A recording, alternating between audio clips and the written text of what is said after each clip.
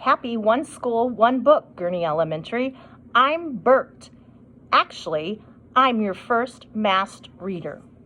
I'm going to be reading Chapter 5 and Chapter 6 of Charlie and the Chocolate Factory, and as I'm reading, you should try to guess who I am. So Chapter 5, The Golden Tickets.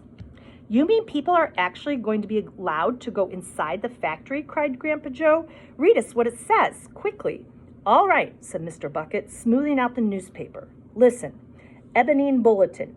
Mr. Willy Wonka, the candy-making genius who nobody has seen in the last 10 years, sent out the following notice today. I, Willy Wonka, have decided to allow 5 children, just 5, mind you, and no more, to visit my factory this year.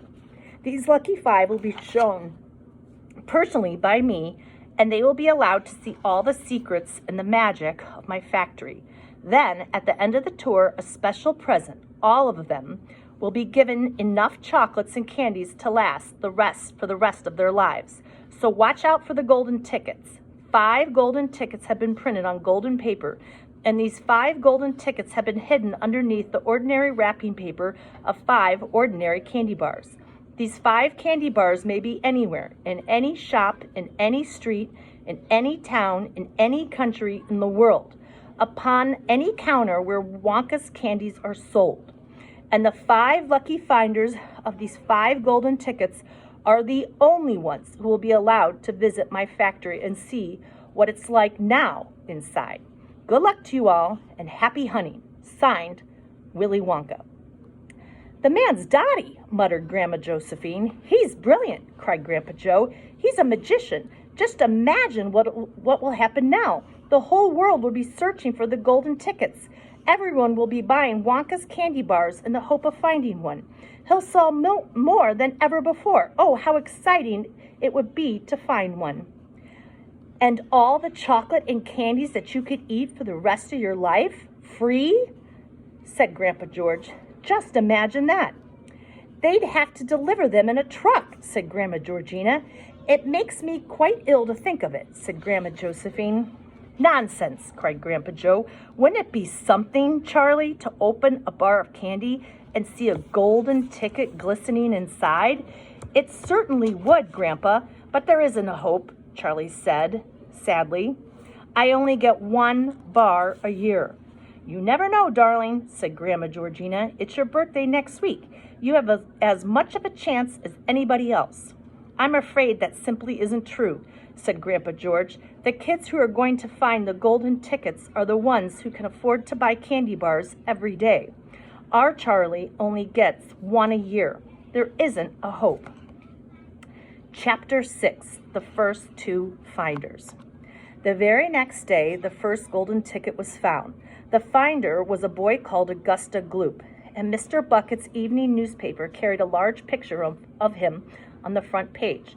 The picture showed a 9-year-old boy who was so enormously fat he looked as though he had been blown up with a powerful pump. Great flabby folds of fat bulged out from every part of his body, and his face was like a monstrous ball of dough, with 2 small, greedy, currant eyes peering out upon the world. The town in which Augusta Gloop lived, the newspaper said, had gone wild with excitement over their hero. Flags flying from all the windows. Children had been given the holiday from school, and a parade was being organized in honor of the famous youth. I just knew Augusta Gloop would find the golden ticket, his mother had told the newspaperman.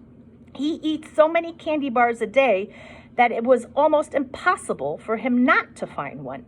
Eating is his hobby, you know. That's all he's interested in. But still, that's better than being a hooligan and shooting off zip guns and things like that in his spare time, isn't it? And what I always say is, he wouldn't go on eating like he does unless he needed nourishment, would he? It's all vitamins anyways. What a thrill it will be for him to visit Mr. Wonka's marvelous factory. We're just as proud as can be. What a revolting woman, said Grandma Josephine. And what a repulsive boy, said Grandma Georgina. Only 4 golden tickets left, said Grandpa George. I wonder who will get those. And now the whole country, indeed, the whole world, And now the whole country, indeed the whole world, seems suddenly to be caught up in the mad candy buying spree. Everybody searching frantically for those precious remaining tickets. Fully grown women were seen going into sweatshops and buying 10 Wonka bars at a time, then tearing off the wrappers on the spot and peering eagerly underneath for a glint of golden paper. Children were taking hammers and smashing their piggy banks and running out to the shops with handfuls of money. In one city, a famous gangster robbed a bank of $5,000 and spent the whole lot on candy bars that same afternoon. And when the police entered his house to arrest him, they found him sitting on the floor amidst mountains of candy, ripping off the wrappers with the blade of a long dagger. In far-off Russia, a woman called Charlotte Russe claimed to have found the second ticket, but it turned out to be a clever fake. In England, the famous scientist Professor Foulbody invented a machine which would tell you at once, without opening the wrapper of a candy bar, whether or not there was a golden ticket hidden underneath it. The machine had a mechanical arm that shot out with tremendous force and grabbed hold of anything that had the slightest bit of gold inside it. And for a moment, it looked like the answer to everything. But unfortunately, the professor was showing off the machine to the public at a candy counter of a large department store. The mechanical arm shot out and made a grab for the gold filling in the back of a tooth of a duchess who was standing nearby. There was an ugly scene, and the machine was smashed by the crowd. Suddenly, on the day before Charlie Bucket's birthday, the newspapers announced that the second golden ticket had been found. The lucky person was a small girl called Veruca Salt, who lived with her rich parents in a great city far away. Once again, Mr. Bucket's evening newspaper carried a picture of the finder. She was sitting between her beaming father and mother in the living room of their house, waving the golden ticket above her head and grinning from ear to ear. Veruca's father, Mr. Salt, had eagerly explained to the newspapermen exactly how the ticket was found. "You see, fellows," he had said, "as soon as my little girl told me that she simply had to have one of the golden tickets, I went out into town and started buying up all the Wonka candy bars I could lay my hands on. Thousands of them I must have bought, hundreds of thousands. Then I loaded them onto my trucks and sent them directly to my own factory. I'm in the peanut business, you see, and I've got about 100 women working for me over at my joint, shelling peanuts for roasting and salting. That's what they do all day long, those women. They sit there shelling peanuts. So I says to them, 'Okay, girls,' I says, 'from now on, you can stop shelling peanuts and start shelling the wrappers off those crazy candy bars instead.' And they did.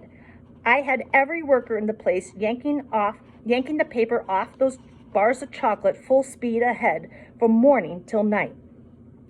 But 3 days went by and we had no luck. Oh, it was terrible. My little Veruca got more and more upset each day.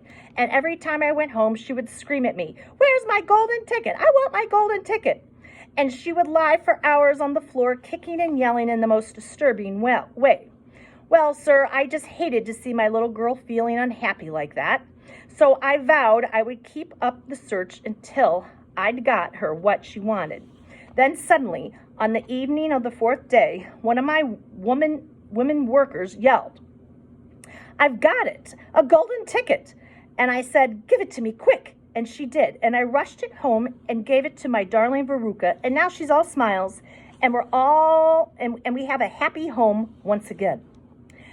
"That's even worse than the fat boy," said Grandma Josephine.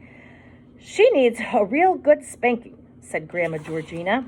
"I don't think the girl's father played it quite fair, Grandpa, do you?" Charlie murmured. "He spoils her," Grandpa Joe said, "and no good can ever come from spoiling a child like that, Charlie. You mark my words." "Come to bed, my darling," said Charlie's mother. "Tomorrow's your birthday. Don't forget that. So I expect you'll be up early to open your present." "A Wonka candy bar!" cried Charlie. "It is a Wonka candy bar, isn't it?" "Yes, my love," said his mother said. "Of course it is.